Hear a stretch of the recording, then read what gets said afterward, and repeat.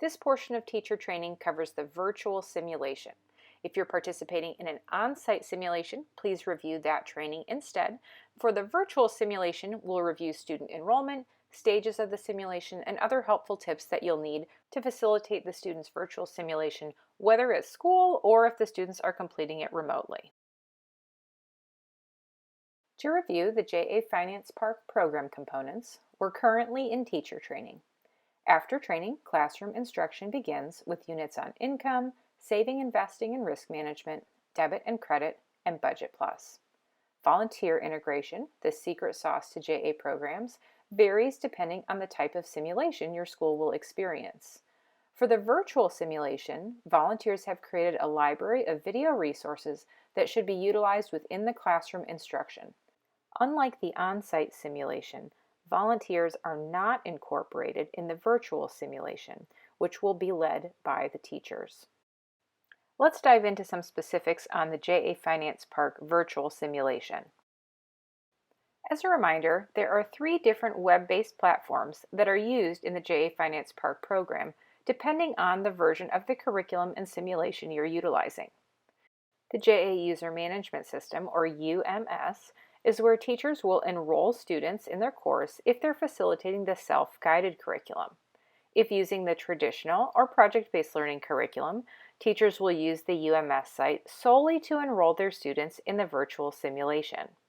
The JA Connect Learning Platform, or learn.ja.org, is where educators can access the teacher guide, student workbook pages, PowerPoints, other materials that they may need for teaching the curriculum. If students are participating in the self-guided curriculum, they will also access JA Connect. Students using the traditional or project-based learning curriculum will not need to access JA Connect. And the JA Finance Park virtual site is where students log in to play the virtual simulation. As you prepare your students for the virtual simulation, know that students can complete the simulation at school or at home if remote learning is taking place. The simulation typically takes about 45 to 90 minutes, depending on the level of teacher discussion with the students and if the students repeat the simulation more than one time. Students will need access to the internet and their own devices, either tablets or laptops, and you should either share the simulation link and login credentials ahead of time or have a plan to distribute them at the start of the simulation class period. At least 24 hours before your scheduled virtual simulation day, you should enroll your students in the virtual platform. For schools using the self-guided curriculum, there is no need to re-enroll the students. They will use the same username and password they've been using for the self-guided modules.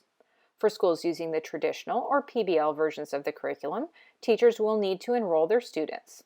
The Educator Setup Guide contains screenshots to walk you through the student enrollment process, and I'll demonstrate that here. To enroll students in the course, visit access.ja.org. Here, you'll use the same username and login that you previously used to access learn.ja.org or the JA Connect Learning Platform. From here, you'll select your specific course or course section to enroll students. If you have multiple class periods, you'll repeat these steps for each class period. In the top left of the screen, select Enroll.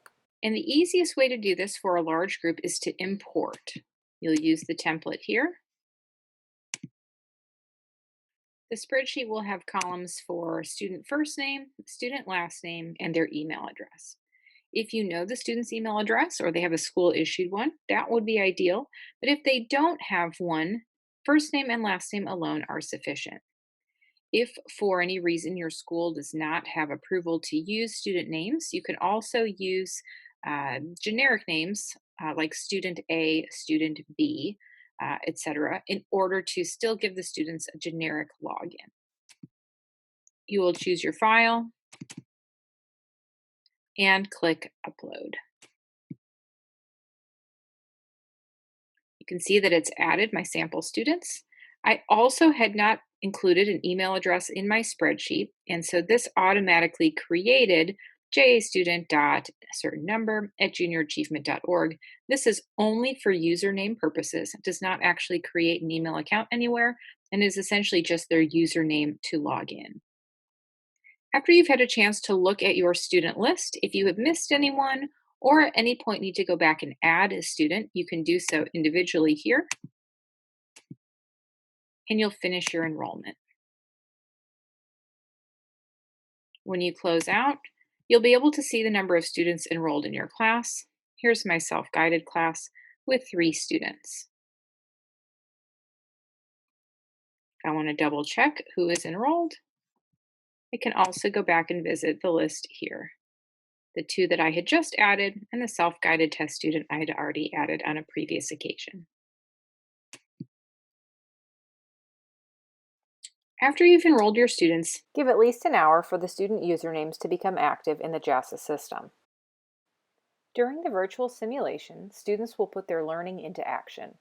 They will receive a randomly assigned life persona, complete with career, income, education, student loan debt, credit card debt, savings, and potentially a family. Their goal will be to make their budget work. During the virtual simulation, teachers will guide students through the various steps of the simulation. Teachers are provided a guide with screenshots and discussion questions to engage with the class in a more synchronous manner. If you're conducting the simulation asynchronously, teachers are encouraged to use the questions in the school LMS discussion board. Teachers do have the ability to pause the simulation, though students may work at different paces and therefore be at different points within the simulation when the pause occurs. If students finish the simulation before the rest of the class, they can replay the simulation and will receive a different life scenario to work with. Finally, JA staff will be present for virtual office hours held over Microsoft Teams or Zoom for the first day of the simulation. Teachers can use the shared link to hop on or off a video call during the scheduled time should they need help troubleshooting the simulation or have any issues with student logins. Teachers are encouraged to provide some type of introduction to the students before giving them access to the virtual simulation. Once an introduction or orientation has been made, provide the students with the website to access the simulation. Feel free to post this on your school LMS, send it out via email, or write it on the whiteboard. Once logged in, students will have a pre-simulation setup where they choose an avatar, have some evaluation questions that are attitudinal in nature, and select their interests. Educators should allot time for this setup to ensure proper pacing of the simulation and encourage students to wait to move on to the next stage until given direction by their instructor. Students will then see their randomly assigned persona with their job, income level, and other important factors as they make financial decisions. In the simulation, the students will encounter Jimmy, the virtual advisor. His instructions are incredibly important, so students should make sure to pause to read these or read these aloud as a class. Jimmy's instructions can be revisited at any time students need a refresher on steps throughout the simulation. Once students enter the shopping phase, they must know that all sales in JA Finance Park Virtual are final.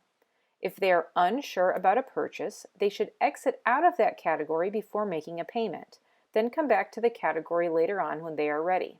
This is incredibly important. If students spend frivolously and run out of money while they still have budget categories remaining, they will not be able to finish the simulation. The educator at that point will have to make adjustments in the educator portal in order to force end the student's scenario and permit them to replay from the start with a different scenario. Students should be patient and take their time as they make their shopping selections. Within the simulation, the students can see a calendar that allows them to track their spending, debt, and savings. Every student will have some level of credit card or student loan debt that they will need to make sure to pay each month as part of their budget. Finally, if at any point a student needs to revisit their persona or profile, they can click on their avatar. Individual student reports are available following the simulation. Teachers may find these to be a helpful review tool or use these for a larger project or assessment grade. Teachers are also encouraged to use these as part of the debrief lesson and discussion.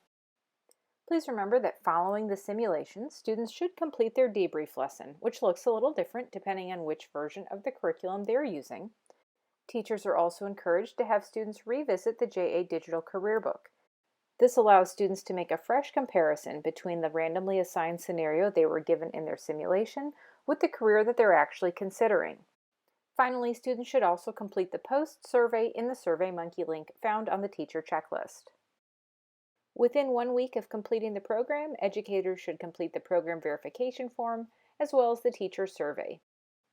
At this point, you should be familiar with both the curriculum and simulation components of the JA Finance Park program. Be sure to reach out to the JA Finance Park manager if you have any questions as you get started or need additional support throughout the program.